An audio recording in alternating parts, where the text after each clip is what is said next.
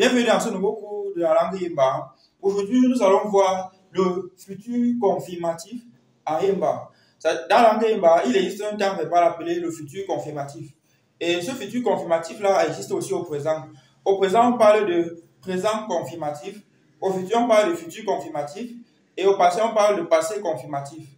Et sachez également qu'il existe une version négative du confirmatif dans la langue Yemba. Ça veut dire qu'en dans la langue Yemba, au présent, il y a le présent confirmatif et le présent confirmatif négatif. Au futur, il y a le futur confirmatif et il y a le futur confirmatif négatif. Tout comme au passé, il y a le passé confirmatif et le passé confirmatif négatif. Aujourd'hui, on va s'intéresser au futur confirmatif. Dans la langue Yemba, c'est quoi d'abord le futur confirmatif? Nous allons voir la définition et nous allons voir quelques exemples ici. C'est quoi le futur confirmatif? Le futur confirmatif, c'est un terme verbal de la langue Yemba qui permet d'exprimer des actions et des événements qui se produiront dans le futur avec une certitude très élevée. Cette certitude est tellement élevée qu'on pourrait même croire qu'on est en train de faire une prédiction. Je répète, le futur confirmatif, c'est un terme verbal de la langue Yemba qui permet d'exprimer des actions et des événements qui se produiront dans le futur avec une certitude très élevée. C'est en effet ça. Cette certitude est tellement élevée qu'on pourrait croire même que celui qui utilise le futur confirmatif est en train de faire une prédiction. C'est en effet ça. Maintenant, après la définition, regardez une chose. Quand à Yemba, on dit « M'enfou la por ingeza », ça signifie « je construirai ma maison ». Et ça signifie en réalité même « je vais construire ma maison ».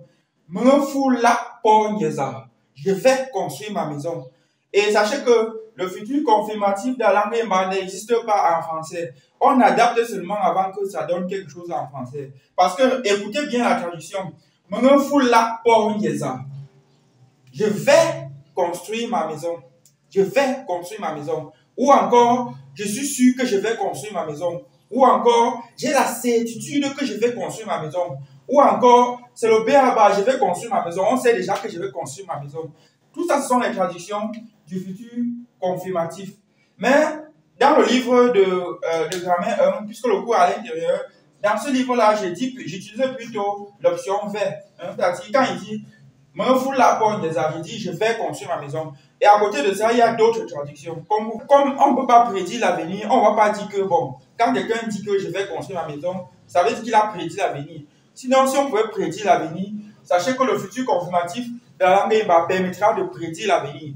Je précise ici que comme on ne peut pas prédire l'avenir, mais il dit que si c'était possible de prédire l'avenir, le futur confirmatif serait ce temps verbal de la langue Yemba qui permet de prédire l'avenir. Sauf qu'on ne peut pas prédire l'avenir. Parce que même dans la communauté, certains, quand ils utilisent ce temps verbal, ils croient qu'ils sont en train de prédire l'avenir. Personne ne peut prédire l'avenir. Il n'y a que Dieu qui peut prédire l'avenir. Donc, je précise ça comme ça. Donc, futur confirmatif permet d'exprimer des actions et des événements qui se produiront dans le futur avec une certitude très élevée. Ok. Tellement élevé même qu'on pourrait me croire qu'on est en train de prédire. Je continue à la phrase suivante. Le mot go fula wenka, qui signifie le mot go va avoir l'argent. Ici, c'est fou. Ça, c'est le futur confirmatif 4. Parce que dans le futur confirmatif, il y a le futur confirmatif 1. Il y a le futur confirmatif 1, F1C, le futur confirmatif 2, F2C, le futur confirmatif 3, F3C, et le futur confirmatif 4.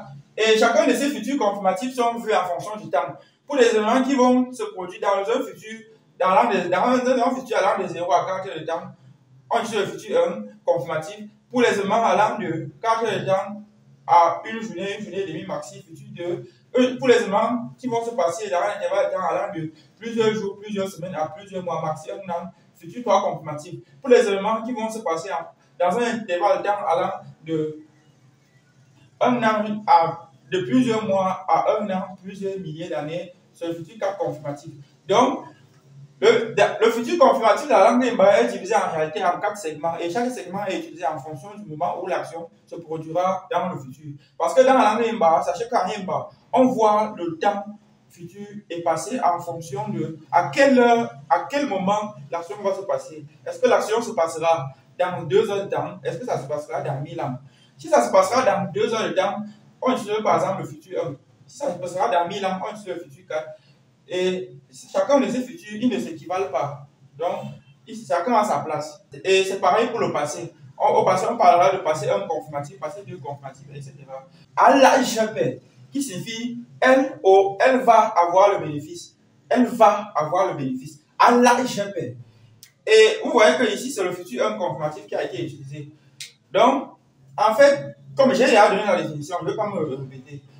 Et sachez que le cours sur le futur confirmatif, il y a en réalité une série de 4 cours sur comment on conjugue au futur 1 confirmatif, comment on conjugue au futur 2 confirmatif, comment on conjugue au futur 3 confirmatif, comment on conjugue au futur 4 confirmatif dans la langue Imba. J'ai contracté tous ces 4 cours-ci-là. J'ai contracté tout ça dans un seul cours. Et j'ai envoyé aux membres de ma formation.